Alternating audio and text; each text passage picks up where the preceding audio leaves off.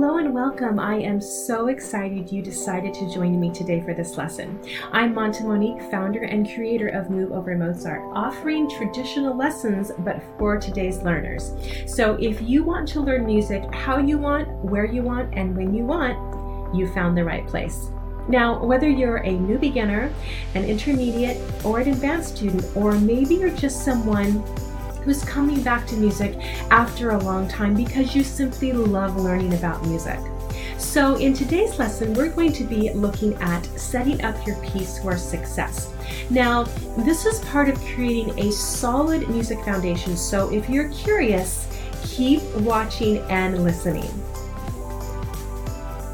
So after today's lesson, once you have learned how to set up your piece for success, you can apply this to your playing or your composing, and you can use this to help you achieve any objective and any goal that you have in your music life. Probably watching this video because you want to learn about music, right? Probably watching this video because you want to learn about music. So on a higher level, as adult learners, we want to remain inquisitive, and as parents, we want our children to be curious about life and learning. Now, a great way to develop your curiosity or your child's curiosity is through music. But what I really want you to take away from today's lesson is the feeling of excited. I really want you to take away from today's lesson is the feeling of being excited to learn something new. Now, if you are excited to learn something new, go ahead and leave me a comment below, or if you are over on Instagram, you can DM me over at MoveOverMozart, and if you are a member of our online community, you can leave your comments and your questions, and you can even share some of your music with us over on Flipgrid. Now, in this lesson, we are going to be looking at setting up your piece for success. Now, if you remember to a previous lesson, I talked about setting your pieces up for success, and I want to remind you that this lesson is one part of a much larger process of how you can completely set yourself up for success when you're learning a new piece. So, in this lesson, we're going to be looking at the first part, which is numbering the measures. So in today's lesson, we're going to be answering some questions, and those questions are: what is a measure, why we number the measures, and how we number the measures. So let's take a look and see, what does this look like? So if you're ready to get started, just grab a blank piece of paper, or if you have your music book handy, go ahead and grab that, and I will leave a link below to the book that we use here at MoveOverMozart.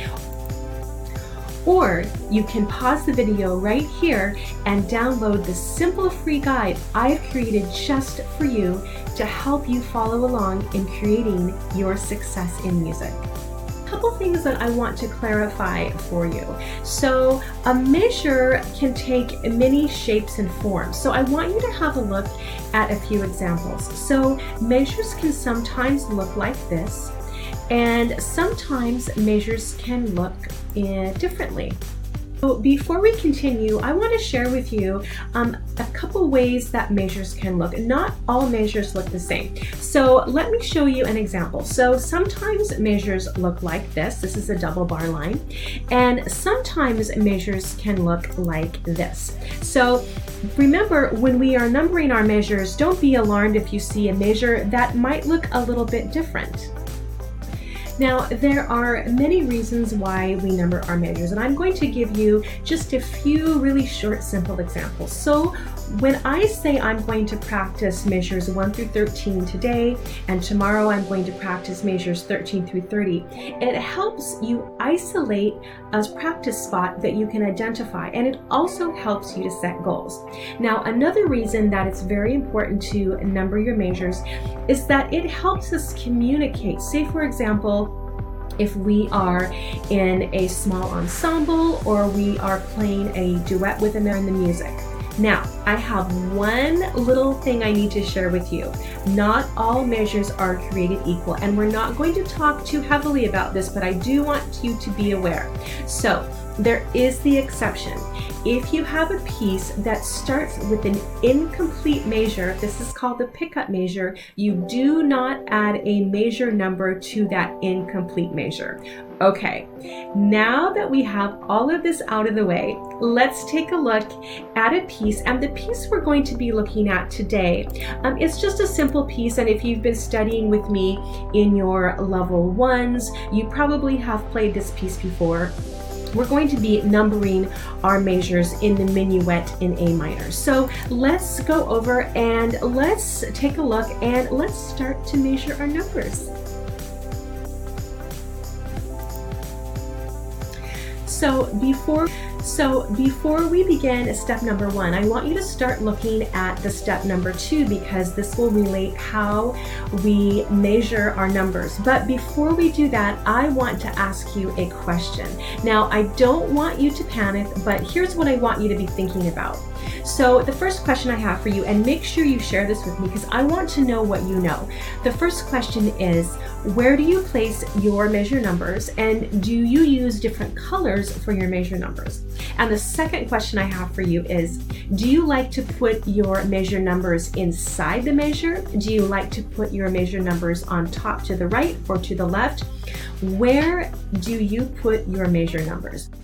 So let's work together on this piece, the minuet in A minor. We're going to number our measures. So like I mentioned earlier, there are different places to put your numbers. So let me give you a few examples. So if you're the type of person that likes their measure numbers right at the beginning of the measure, that works.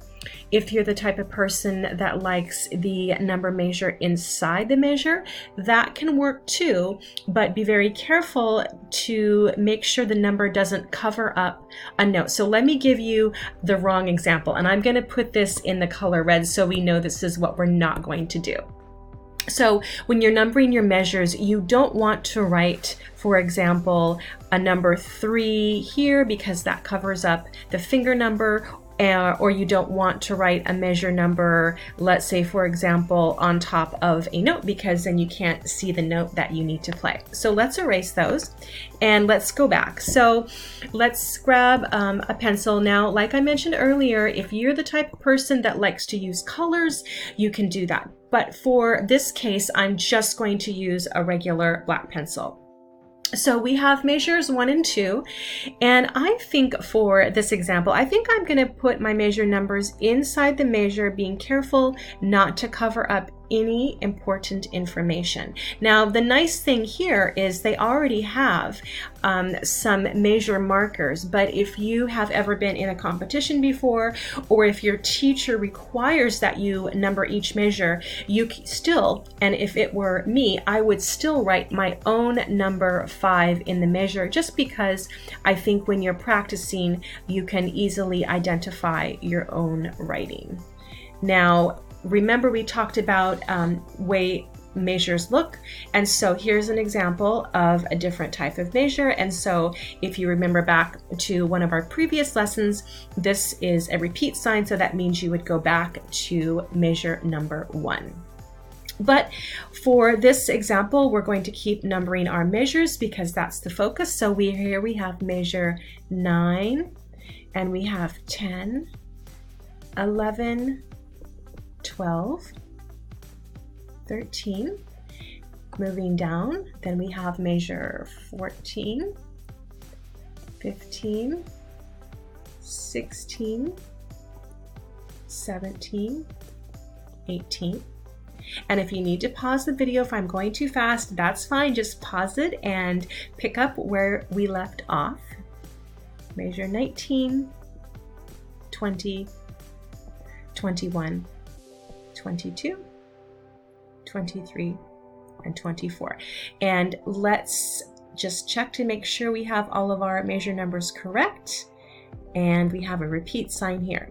So one thing I want to emphasize to you again is one of the reasons we number our measures is, let's say, for example, I am writing in my practice journal and I am wanting to reach a specific goal for my week of practice. So let's say for this week, I really want to be successful in memorizing measures 1 through 8. So the great thing about numbering your measures, and I'm just going to grab a colored pencil here just to give you an outline. So I know that I am going to memorize measures 1 through 8. So that's one great reason to number your measures. Now, something else that is also beneficial for numbering your measures is, let's say I am having a difficult time playing measures 22, 23, and 24. So I know that when I go to my practice journal, I am going to be very specific and say I'm going to slow practice measures 22, 23, and 24. So you've just completed your lesson, and I want to tell you, a job well done. Learning a new instrument is not easy. If you have any questions, please don't hesitate to reach out. And if you'd like to share your music with me, that would be most exciting. All right, we'll see you at your next lesson.